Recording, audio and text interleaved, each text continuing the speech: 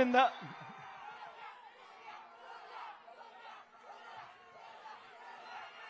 అందరూ ఆలోచన చేయమని కోరుతా ఉన్నా. మీ అందరితో కూడా ఆలోచించండి అని మరొక్క మారు కోరుతా ఉన్నా. మరో ముఖ్యమైన విషయం మీ అందరి దృష్టికి కూడా తీసుకొని వస్తా ఉన్నాను. చంద్రబాబు 14 ఏళ్లు ముఖ్యమంత్రిగా పరిపాలన చేశానంటాడు. ఆయన 3 సార్లు సీఎంగా చేశానని కూడా చెబుతాడు.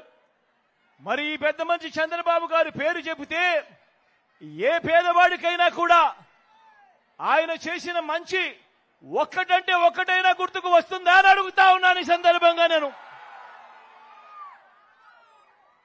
ఆయన చేసిన స్కీము ఒక్కటంటే ఒక్కటైనా గుర్తుకు వస్తుందా అని అడుగుతా ఉన్నాను. ఈ సందర్భంగా నేను 2 చేతులు పైకెత్తాలబ్బా, ఇలా ఇలా ఇలా ఇలా ఇలా ఇలా ఇలా ఇలా ఇలా ఇలా ఇలా ఇలా ఇలా ఇలా.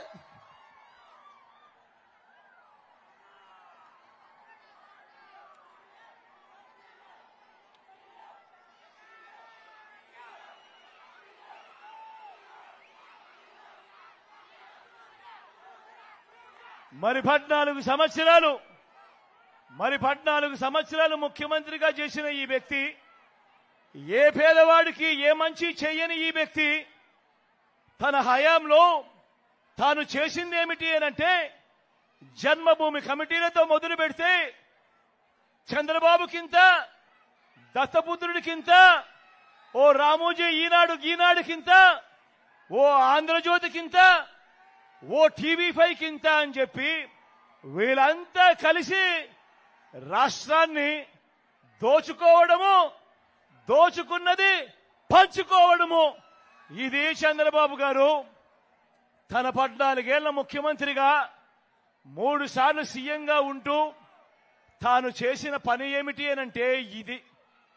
ప్రతి ఒక్కరిని కూడా నేను ఆలోచన చేయమని అడుగుతా ఉన్నా. చంద్రబాబు నాయుడు గారి దగ్గర అలా దోచుకున్న సొమ్ము చాలా ఉంది. చంద్రబాబు నాయుడు దగ్గర అలా దోచుకున్న సొమ్ము చాలా ఉంది. అక్క నేను చెప్పేది బాగా వినండి. అక్క అన్న నేను చెప్పేది బాగా వినండి. తమ్ముడు నేను చెప్పేది బాగా వినండి.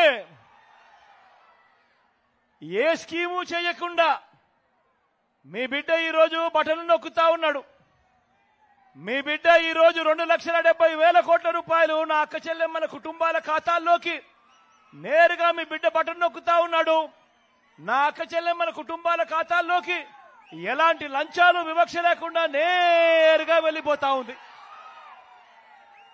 కానీ ఇదే పెద్ద మంచి చంద్రబాబు నాయుడు గారి హయాంలో ఆయన చేసింది ఏమిటి అనంటే, అక్క చెల్లెమ్మల కుటుంబాలకు డబ్బు ఇవ్వలేదు.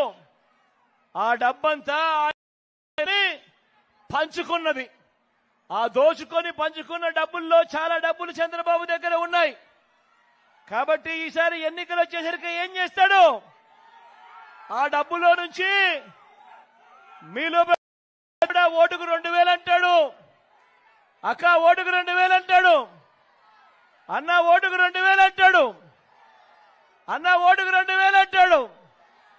ఓటుకు 2,000 అంటాడు. ఓటుకు 3,000 అంటాడు. కొన్ని చోట్ల ఓటుకు 4,000, 5,000 కూడా అంటాడు. ఇక్కడే మీ అందరికీ కూడా చెప్తా ఉన్నా, చంద్రబాబు డబ్బిస్తే వద్దు అనొద్దండి.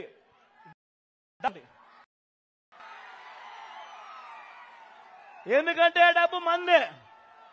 ఆ డబ్బు మందే. మన దగ్గర మనల్ని దోచేసిన డబ్బే అదంతా. కాబట్టి వద్దు అనండి, ఆ డబ్బు తీసుకోండి. కానీ తీసుకున్న తర్వాత ఓటు వేసే ముందు మాత్రం ప్రతి ఒక్కరూ ఆలోచన చేయండి. ఓటు వేసే ముందు మాత్రం ప్రతి ఒక్కరూ ఆలోచన చేయండి. ప్రతి ఒక్కరూ ఆలోచన చేయండి. ఎవరి వల్ల మనకు మంచి జరిగింది అన్నది ప్రతి ఒక్కరూ కూడా ఆలోచన చేయండి. ఎవరు అధికారంలో ఉంటే మనకు మంచి జరుగుతుంది, కొనసాగుతుంది అన్నది ప్రతి ఒక్కరూ కూడా ఆలోచన చేయమని కోరుతా ఉన్నా. అలా ఆలోచన చేసి ఎవరి వల్ల మంచి జరిగింది, ఎవరు ఉంటే మనకు మంచి కొనసాగుతుంది అన్న ఆలోచనతో మీ ఇంట్లో ఉన్న ప్రతి ఒక్కరూ కూర్చొని ఆలోచన చేసి నిర్ణయం తీసుకొని ఆ తర్వాతనే ఓటు వేయండి అని మీ అందరినీ కూడా కోరుతా ఉన్నాను. మీ జగన్ అధికారంలో ఉంటేనే